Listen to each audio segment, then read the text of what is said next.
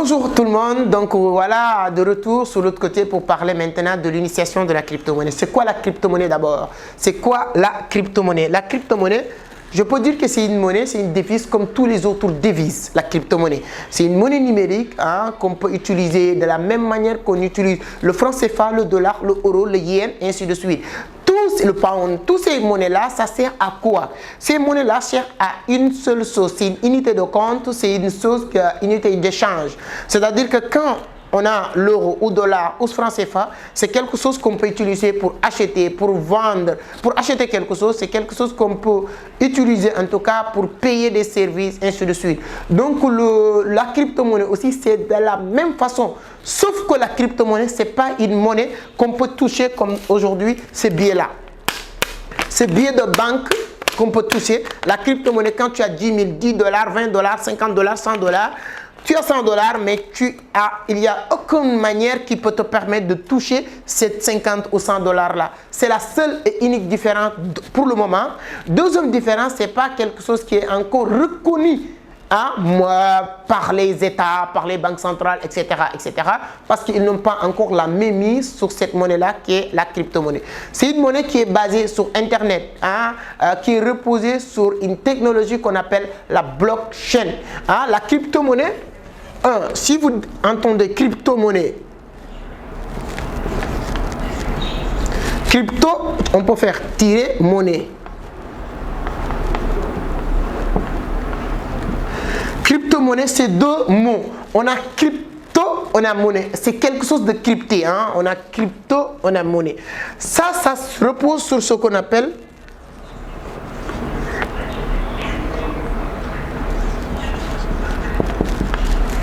la blockchain. La crypto-monnaie se repose sur une technologie qu'on appelle la blockchain. D'où il vient? Depuis quand on a la crypto-monnaie, ça aussi c'est hyper important parce que ça nous permet de mieux comprendre sur quoi on est lancé sur quoi, pourquoi la crypto-monnaie. La crypto-monnaie a vu le jour en 2008, après la crise financière de subprime de 2008. Donc je pense que si vous êtes sur la crypto-monnaie, vous avez une fois entendu parler de la crise financière de subprime de 2008, la crise financière de 2008. Donc subprime, c'est quoi? Le subprime, c'était vraiment plusieurs actions, comme aujourd'hui, là où je vous parle, il y a sur le marché boursier Nasdaq. Nasdaq, c'est quoi? C'est plusieurs actions qui se regroupent, qui est une action. Si vous investissez sur cette action-là, c'est comme si que vous avez investi sur plusieurs actions parce que c'est ça qui fait la valeur ou la montée de cette valeur, de cette action qui est Nasdaq. Subprime, c'était aussi comme ça. Voilà, beaucoup d'actions et dirigées à l'époque par une banque qu'on appelait Lehman Brothers aux États-Unis. Et cette banque, il y a un moment donné, il s'est dit qu'il n'a plus de moyens, il n'a plus de liquide pour payer les gens. Il n'y a plus d'argent dans cette banque. Les souscripteurs, on n'a plus la possibilité de retirer de l'argent. Donc, qu'est-ce qui s'est passé? Ceux qui ont déposé de l'argent, il y a certaines personnes qui se sont suicidées, il y a d'autres personnes qui ont allé pour poursuivre la banque. Et vous savez, quand vous déposez de l'argent à la banque, si la banque elle est en faillite et vous poursuivez cette banque, la banque va vous rembourser que 10% de ton argent. Vous déposez 1 milliard, 10 milliards, 100 milliards et cette banque elle est en faillite. Et vous poursuivez la banque, même si la banque va vous rembourser, il a l'obligation de vous rembourser que 10%. Si tu avais 100 millions, la banque va vous rembourser maintenant 10 millions. Si tu avais 100 000 dans cette banque, la banque va te rembourser 10 000. Donc, il y a beaucoup de personnes qui se sont suicidées. Et après cette histoire, un génie, du monde, je peux dire, qui s'appelle Satoshi Nakamoto. Je vais essayer d'écrire, est-ce que vous allez comprendre? Satoshi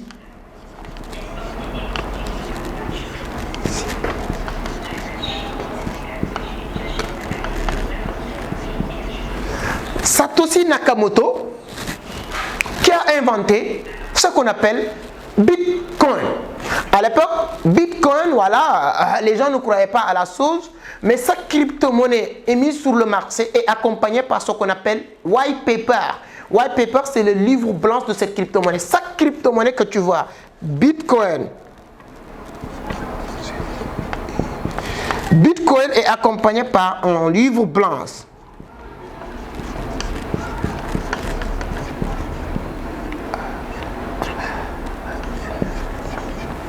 livre blanche.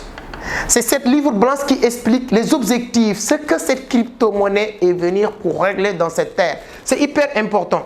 Et il y a quelque chose à préciser ici. Quand j'écris Bitcoin avec grand B, ce n'est pas la monnaie. Quand on écrit Bitcoin avec grand B, c'est la technologie de Bitcoin. C'est ça qu'on appelle Bitcoin, la blockchain de Bitcoin. Quand on écrit Bitcoin avec petit b, c'est ça le Bitcoin avec le protocole de Bitcoin. C'est voilà la blockchain de Bitcoin qui est Bitcoin avec grand B. Bitcoin avec petit b, c'est la monnaie de Bitcoin. Donc le livre blanc de Bitcoin en 2008 nous explique les objectifs, hein, pourquoi cette crypto-monnaie. C'est vraiment le projet, ou bien comment on appelle ça? Quand vous voulez demander un financement, on vous demande d'amener un business plan. Voilà. Donc, disons que plus ou moins, le white paper de toute crypto-monnaie qui est mis sur le marché, le white paper, c'est le business plan ou le projet qui nous explique pourquoi, comment on peut utiliser cette crypto-monnaie. Donc, à l'époque, on nous envoie le livre blanc qui nous permet de détenir, c'est-à-dire que d'être le propriétaire de notre argent. Parce qu'on a compris avec les banques que votre argent, ça je l'ai même mieux compris, voilà. J'ai une petite bibliothèque aux côtés de mon bureau, dans son livre d'Anthony Robbins, L'art de maîtriser l'argent, qui dit que ton argent n'est pas ton argent le jour où il est hors de tes contrôles. C'est-à-dire que le jour où ton argent allait à la banque, ce n'est plus ton argent, c'est l'argent de la banque. Vous qui déposez de l'argent à la banque, ce n'est plus votre argent, c'est l'argent de la banque. C'est pourquoi le jour où vous déposez l'argent à la banque, c'est à partir de ce moment-là que les banques vont utiliser votre argent pour faire ce qu'ils veulent. Vous pensez, toi, madame ou tonton ou grand frère ou petit frère qui dépose 20 000, 50 000, 100 000, 1 million à la banque, cet argent est coffré quelque part à la banque. Détrompe-toi, mon frère. Cet argent est déjà utilisé pour autre chose. Et pour le prêter à des gens qui vont venir, qui ont, comment ils s'appellent, qui sait prendre des risques, qui vont prendre cet argent-là et aller faire autre chose. Ou bien utiliser cet argent pour acheter des immeubles, ou bien investir en bourse. Et en retour, maintenant, on va vous payer et les banques vont continuer à gagner plus d'argent que vous. Pour savoir ça, quelqu'un m'a dit un jour, c'est que si demain, tu pars à la banque pour retirer l'argent et on vous donne, ne remercie pas la banque ou le banquier, remercie les gens qui ont venu déposer de l'argent ce jour-là. Parce que si on fait une journée sans dépôt d'argent dans X banque, il n'y aura pas de retrait. Si un jour, tous les souscripteurs d'X banque allaient pour récupérer leur argent, il y aura une guerre civile parce que la banque n'aura pas de l'argent pour vous payer. Et Satoshi Nakamoto, avec son intelligence, nous dit que moi, je veux couper ce cordon esclavagisme que les banques nous mettent, parce que ça c'est-à-dire que de l'économie mondiale, hein, c'est-à-dire que voilà, le Satoshi a dit qu'il va couper ce problème-là, c'est-à-dire que notre argent doit être notre argent. Et on pose la question, comme si on a posé la question à Satoshi, si maintenant on ne va plus déposer notre argent à la banque, où on va déposer notre argent, comment on va contrôler? Et il nous explique dans ce white paper, imaginez, le problème de Lehman Brothers en 2008, c'était un problème de liquidité. Donc le monde tend vers un avenir où l'argent peut être numérique. Parce que si vous avez, même depuis l'Antiquité jusqu'à aujourd'hui, 80% de l'économie mondiale est manuscrit. Vous savez que l'argent, il y a l'argent que tu peux toucher, mais 80% de l'économie est manuscrit. Quand je dis 80% de l'économie est manuscrit, c'est quoi? Si aujourd'hui on te dit telle personne a autant de milliards, tu penses que c'est des milliards qu'on va imprimer? Ce n'est que des chiffres. Je donne juste un exemple. Si aujourd'hui Cristiano Ronaldo veut acheter telle ou telle chose, tu penses qu'il va avoir des manettes de l'argent pour aller acheter? Non, ce n'est que des virements bancaires. Tu donnes tes coordonnées, on te fait un virement. L'autre personne a fait virement. L'argent n'existe pas. Ce n'est que des chiffres. Et dans ce contexte, la crypto-monnaie peut nous sauver. Au départ, ce qu'il faut comprendre, la crypto-monnaie n'était pas venue pour nous permettre de gagner de l'argent au départ. Mais la crypto-monnaie était venue pour nous permettre d'avoir contrôle sur nos propres fonds, d'avoir contrôle sur notre propre argent. Personne, c'est-à-dire qu'on ne doit plus donner personne le pouvoir de contrôler notre argent. Et c'est dans ce contexte que j'ai compris que les riches, ils n'ont pas d'argent. Et les pauvres, ils ont beaucoup d'argent. Par contre, les riches prend l'argent des pauvres pour devenir riches. Les pauvres donnent leur argent aux riches pour devenir plus pauvres. Je m'explique. Si aujourd'hui, les riches, ils n'ont pas de l'argent à la banque, parce qu'ils ont compris le concept que vous allez comprendre durant cette formation. Dites-vous que la formation, on va parler de, c'est la crypto-monnaie, mais ça vous permet aussi de mieux comprendre les choses pour développer un autre mindset. Qu'est-ce qui se passe avec les riches? Les riches, ils n'ont pas d'argent. À chaque fois, le jour où vous aurez l'occasion de rencontrer un millionnaire ou milliardaire, mon cher ami, voici la question qu'il faut lui poser. Tu dois combien à la banque? Il n'a rien à la banque, mais c'est lui qui doit beaucoup d'argent à la banque. Et la banque n'a pas d'argent à lui donner. Mais la banque a pris l'argent, nous les pauvres, tes 50 000, mes 100 000, les 50 000 de tonton, les 100 000 de tati, etc. Et on prend cet argent qui fait 10 milliards, 100 milliards et on le donne à ce soi-disant riche. Et ce soi-disant riche va construire des immeubles, des buildings. Et nous, soi-disant pauvres, vont venir encore habiter à ces buildings-là et payer ces soi-disant riches pour que cette soi-disant riche allait nous payer nous, notre argent à la banque. Vous comprenez le concept? Nous sommes là, toi et moi, pauvres. On amène notre argent à la banque. Et le soi-disant riche qui n'a pas d'argent vient prendre cet argent à la banque et construire quelque chose ici. Une maison ou anyway. Et nous, soi-disant pauvres, on vient loger ici. Et payer le soi-disant riche. Le soi-disant riche rembourse la banque nous rembourse encore notre argent. Voici le schéma. Nous, on est là. On dépose nos miettes, nous, à la banque. Et la banque donne cet argent à cette soi-disant riche. Et cette soi-disant riche construire des immeubles, des voitures, tout ce qu'on veut, des transports. Et nous, soi-disant pauvres, venir encore utiliser ça avec notre argent. Et cet argent encore permettre à cette soi-disant riche de rembourser la banque et la banque encore nous permet de nous rembourser nos miettes. C'est toi qui avais l'habitude d'enrichir les riches. C'est pourquoi les banques, ils vont jamais être d'accord avec la crypto-monnaie. Pourquoi? Parce qu'aujourd'hui, nous les soi-disant pauvres, on ne va plus mettre notre argent avec l'explication de Robert Kiyosaki et aussi Satoshi Nakamoto. On ne va plus nous déposer notre argent ici. Quand on ne dépose plus notre argent à la banque, on va le déposer maintenant ici sur crypto. On va déposer maintenant notre argent sur les cryptos. Et dans ce contexte-là, les banques n'ont plus d'argent pour donner à ces riches, soi-disant riches, pour qu'ils construisent.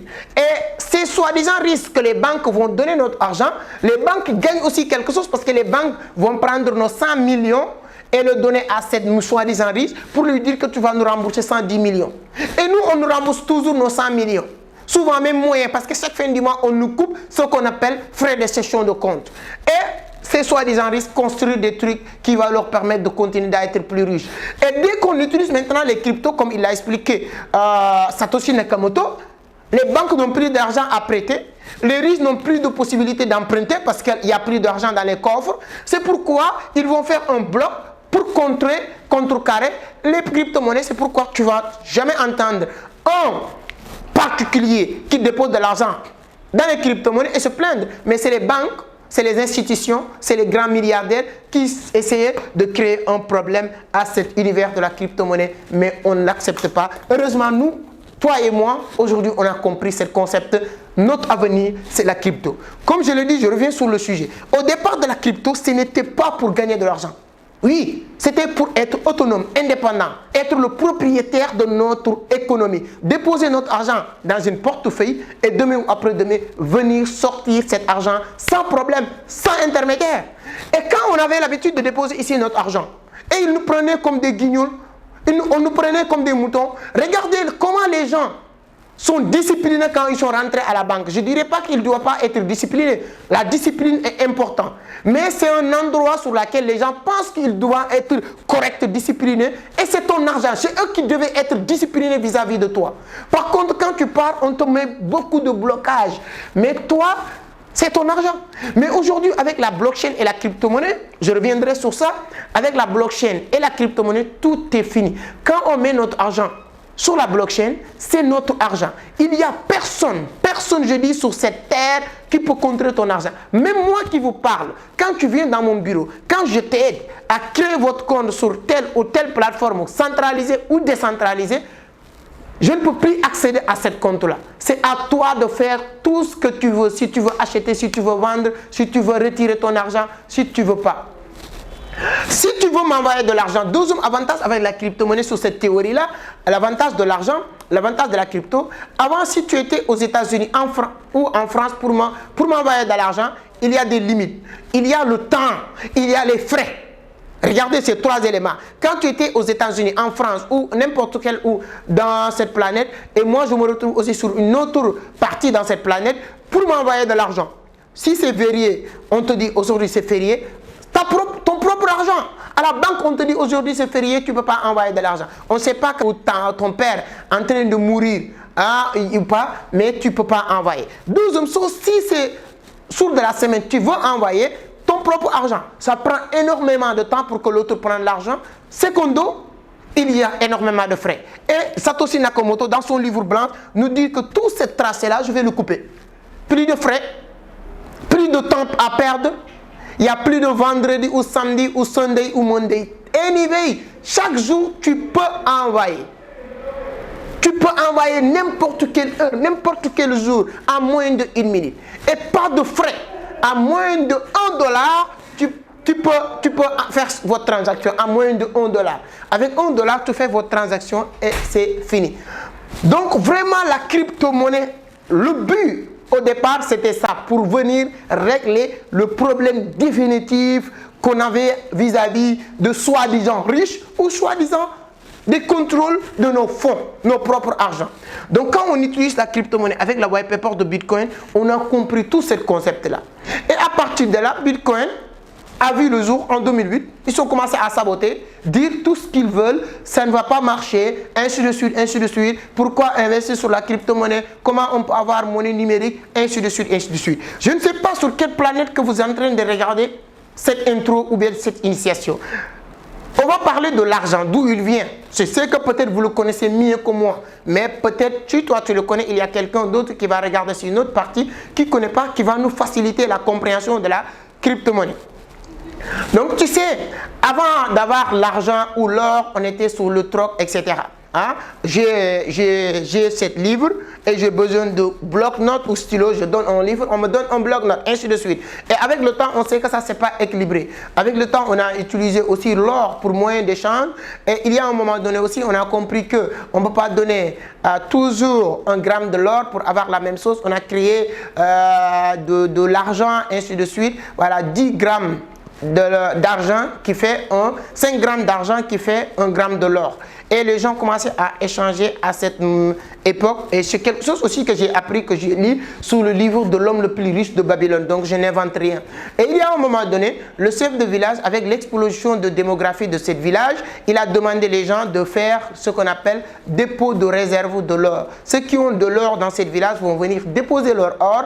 Et à partir de là, qu'est-ce qui va se passer? On va vous donner des attestations de dépôt. Et à travers ces attestations de dépôt-là,